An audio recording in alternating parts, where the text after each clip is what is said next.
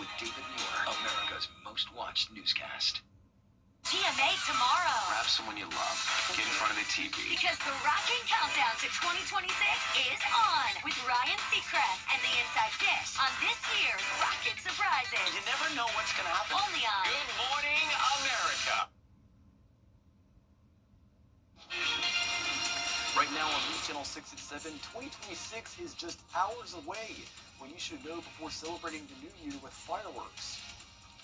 And a multi-family development plan approved for the city of Aiken. What it means for those who live there, as your news at 7 starts now. Live from Television Park, this is WJBF News Channel 6 at 7. Good evening, everyone. You're watching News Channel 6 at 7. I'm Graham Lee. Thank you so much for joining us. Coverage you can count on begins in Augusta, where we are still waiting to learn if bones found on Sunday are human. The bones were found on Deans Bridge Road. The Richmond County Coroner's Office is sending it to the GBI Crime Lab to confirm whether or not they are human, and if so, attempt to identify the victim. One person is dead after an early morning crash in Burt County. It happened just after 5 a.m. at the intersection of Highway 23 and Ben Hatcher Road. Investigators say a vehicle was traveling westbound on Ben Hatcher when it ran a stop sign and collided with a tractor trailer. The driver of the vehicle was killed in the crash and has been identified as 55-year-old Max Bowersox. 3 armed robbery suspects are in jail in Richmond County. Travis Hamilton, Zachariah Jenkins, and Willie Ivy are accused of robbing the Family Dollar on Broad Street this past Saturday night. Authorities say the men were driving throughout the night looking for businesses to rob. One of the suspects is accused of firing a shot at a witness who was attempting to intervene. All 3 suspects now face armed robbery, aggravated assault, and firearm charges. Georgia's Attorney General's office is working with local law enforcement and retailers to target criminal gangs that steal and resell merchandise. As families across the CSRA get ready to ring in the new year, local law enforcement are urging you to use caution with fireworks. Francis Floresca breaks down the laws and what you need to know before lighting the fuse. Law enforcement and local fireworks shops say the biggest problem isn't just the use of illegal fireworks, but people not knowing the rules. They say fireworks laws are designed with safety in mind to protect families and neighbors. People should follow the restrictions, use fireworks in approved areas, and keep a safe distance from homes and roadways to help prevent fires, injuries, and property damage. Within the store, all of our fireworks are, of course, up to South Carolina codes and regulations. We're just looking forward to people practicing safely letting their fireworks go off. And just having a good time and enjoying time with their families. Violating laws and local ordinances could lead to fines or citations. This is Francis Floresca, WJBF News Channel 6. In Georgia, fireworks are allowed starting at 10 a.m. on New Year's Eve and can continue until 1 a.m. on New Year's Day. In the Palmetto State, there is no statewide time limit for fireworks. Usage hours are set by local city and county ordinances. More on that story at 11. It is time now for our first check of the weather. Chief Meteorologist Jenna Petracci is standing by. Jenna, some cooler weather on the way, looks like. Yeah, huge changes from how it was just a few days ago. We had record warmth on Saturday with a high of 80, but now a cold front's moving through, and that's going to bring some big changes. But in the meantime, it's bringing some gusty winds. The current sustained winds are up to around 15 miles per hour, and the gusts are up to around 25.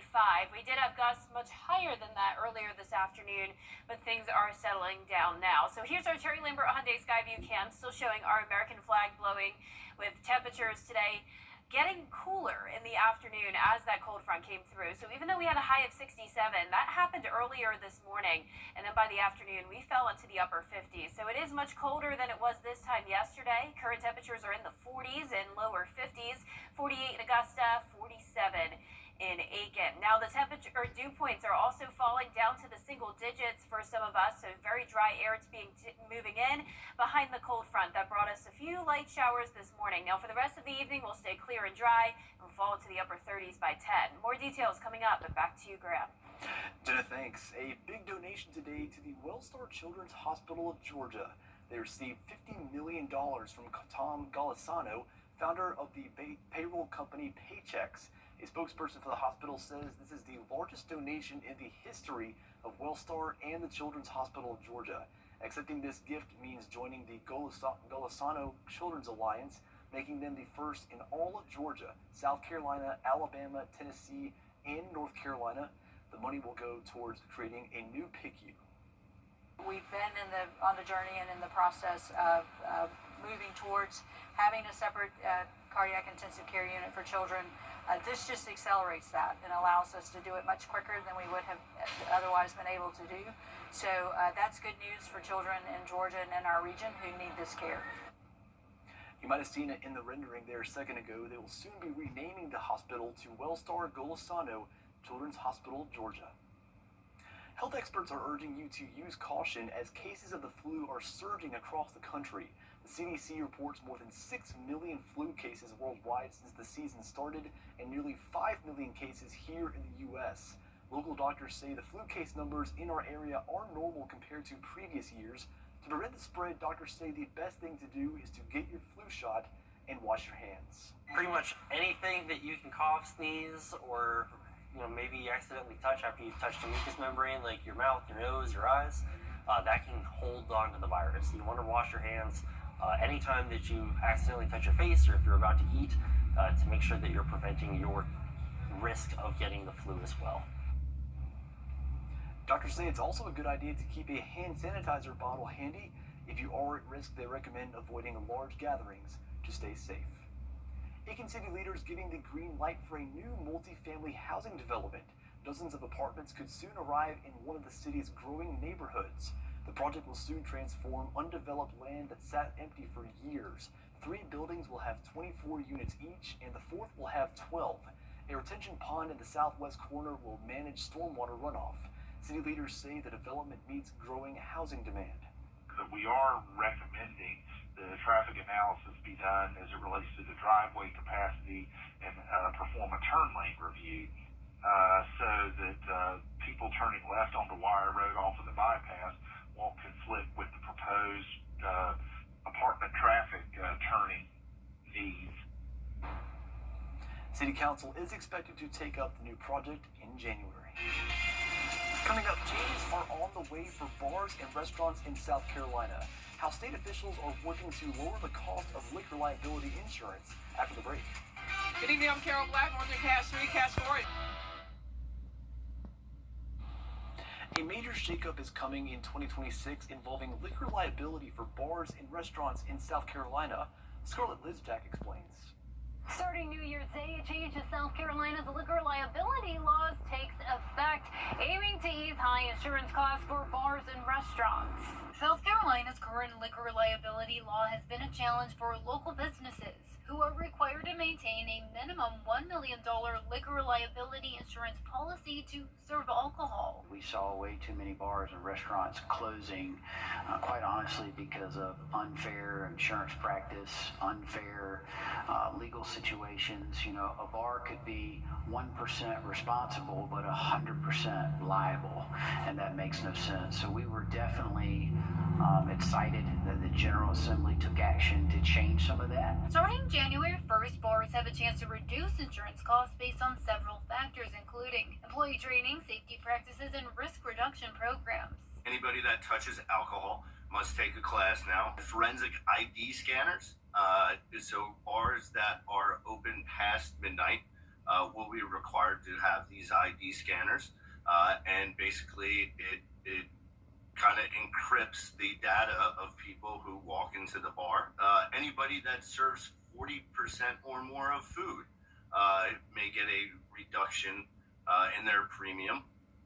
And the last thing is closed before midnight. Christopher Smith, the executive director of South Carolina Bar and Tavern Association, says it's a positive step, but only time will tell if insurance premiums will come down. It is up to the insurance company itself whether they actually want to give these deductions to the insurance policies. So that's where we sit in the catch-22, and we're going to sit here and basically kind of see where this takes us. Supporters of the changes would also like to see more done. This was definitely a step in the right direction, and we still think there's some other things that can be done, and it's yet to be seen whether or not insurance rates are actually going to come down. But at least now we have a runway, hopefully, to that goal. In Spartanburg, Scarlett Lizjak. In the new year, state lawmakers say they will continue reviewing how newly implemented laws are working while considering additional changes in education, public safety, infrastructure, and tax policy. Some new laws will also soon be in effect across the Peach State. Drivers may have to be more careful about where they park their cars, as a new law will allow private property owners to boot trespassing vehicles in jurisdictions that allow it. But owners must post warnings. Also, all Georgia taxpayers will be allowed to create a catastrophe savings account.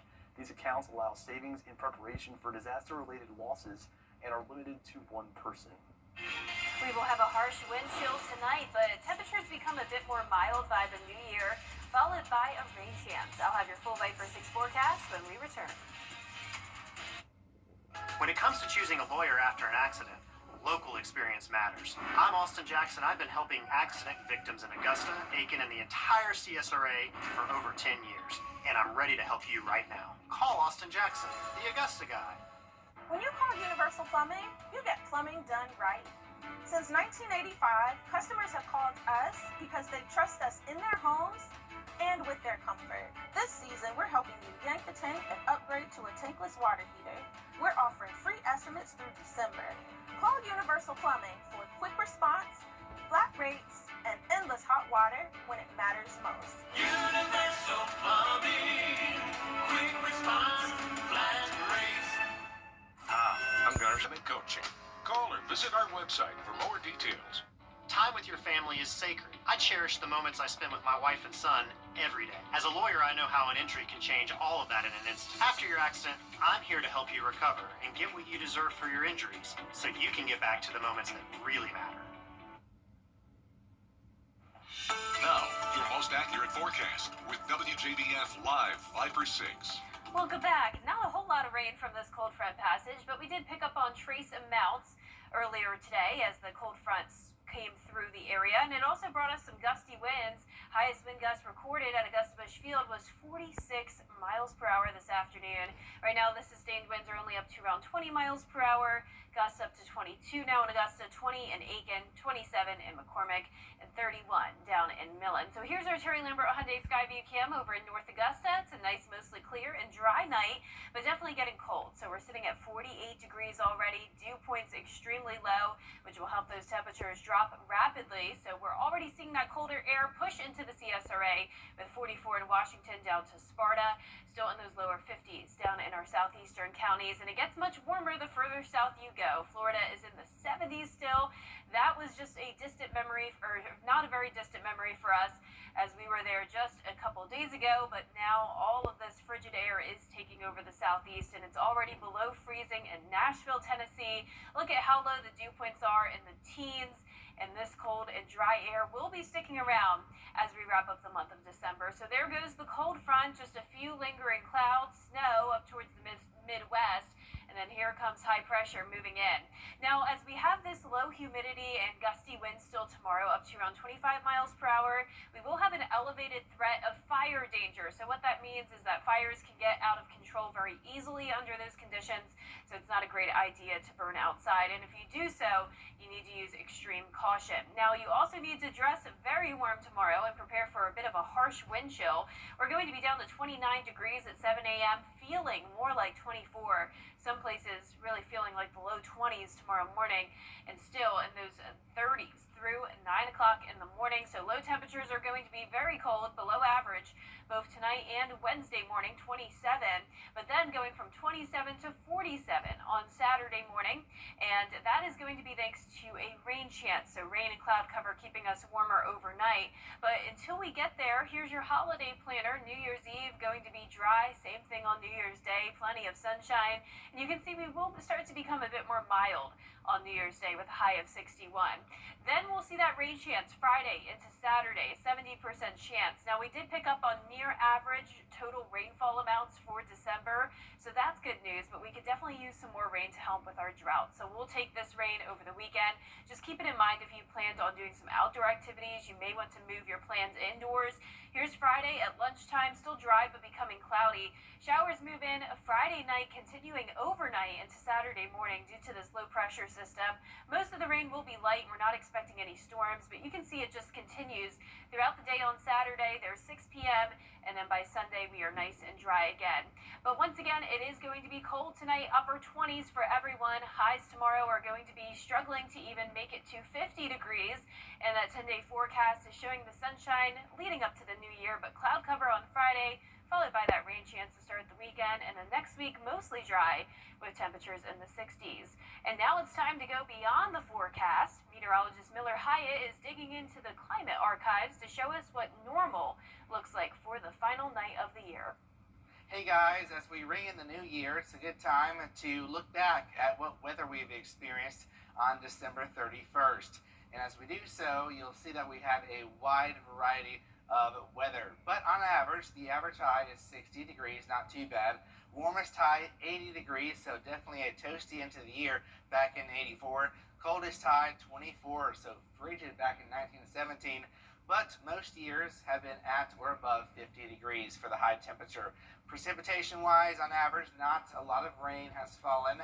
Only less than a tenth of an inch of rain, but of course there was an extreme back in 1981. If you lived here back then, I'm sure you probably didn't have any fireworks going on because we saw over 2 inches of rain on the last day of the year.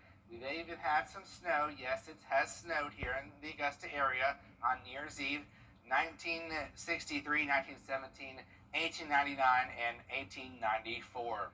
I hope you have a great New Year's Eve, and you can find more details on my blog on the New Year's Eve climate on WJBF.com. Thank you, Miller. Now, Graham, back to you. Well, thank you, Jenna, and thank you, Miller. Speaking of the new year, many of you might be starting to take down your Christmas decorations, and you may be wondering what to do with your live Christmas tree. One option is turning it into the Army Corps of Engineers for fish habitats. You can drop off your undecorated live tree at one of the 4 drop-off locations. Rangers will pick up the trees and drive them out to the lake. They drop them in deeper waters, and fish use them as hiding places and feeding grounds. You can leave your undecorated Christmas tree, as long as it's a live one. It has to be a live tree. And it's undecorated, has no flocking on it. We will make sure it winds up in the lake as fish habitat. You'll be doing something good for your household. You'll be doing something good for the environment. And you'll be recycling. You get to feel good about that. For a full list of drop-off locations, you can head over to WJBF.com. Coming up, President Trump and Israel's Prime Minister meet. A car wreck can happen in a snap, but did you know you can get your case started immediately by going to MikeCostelloLawFirm.com? That's MikeCostelloLawFirm.com to get your case started today. Gerald Jones Hondo. Coming up, do you still have your Christmas decorations up? How soon you should take them down? That story up next. During the roasting, Quality meets excellence. the final countdown starts now with 0% financing and no payments for 90 days at Taylor Hyundai. Save thousands with 0% and no payments for 90 days on new Palisades, Tucson, Santa Fe's, and Ioniq 5. Up to 72 months with Taylor Hyundai's exclusive lifetime powertrain warranty. Unlimited miles and unlimited years. New year, new Hyundai Kona SE. Only $199 a month. It's the final countdown at Taylor Hyundai, where you get a deal you'll feel good about. To get the weather, you need to see the whole picture. That's why Live Fiber 6 gives you the Skyview network. Get a live view of traffic and weather from all over the CSRA. Available online 24 hours a day at WJBF.com and the free Live Fiber 6 mobile app. The WJBF Live Fiber 6 Skyview network. Powered by Terry Lambert Hyundai. Low prices, big selection, and committed to quality customer service. Well, Christmas has already come and gone, but when is it the right time to take down your holiday decorations? Experts say there's no right day to put away your decorations, but a few common traditions may help. Some people pack everything up right away on the day after, known as Boxing Day. Others say it has to be done before New Year's Day. Some don't take anything down until January 7th, the day after Three Kings Day. So, Jenna, do you still have your Christmas decorations up? Oh, yeah. I mean, I just got home last night, so I didn't even have time to think about that. I need to just clean my house in general. Yes. I've got all the gifts Yep. and everything. Yes. And my bag is not even unpacked. So, yeah, I haven't even thought about taking down the decorations yet. So do you have any thoughts on that? When is, in your mind, the proper time to take your Christmas decorations down? Whenever you have the time is my answer. How about you?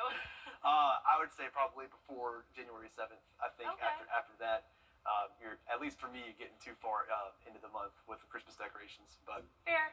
I will say, though, this weather looks pretty cool, though. Yeah, so it's definitely feeling like winter again. We had a spring-like Christmas, but now we're going to be struggling to even make it to 50 tomorrow. Lows in the upper 20s, becoming a bit more mild New Year's Day, 61, and 60s continue into the weekend with that rain chance on Saturday. All right, that's all for now. We thank you for joining us. Our next news is right here on News Channel 6 at 11. Have a good night.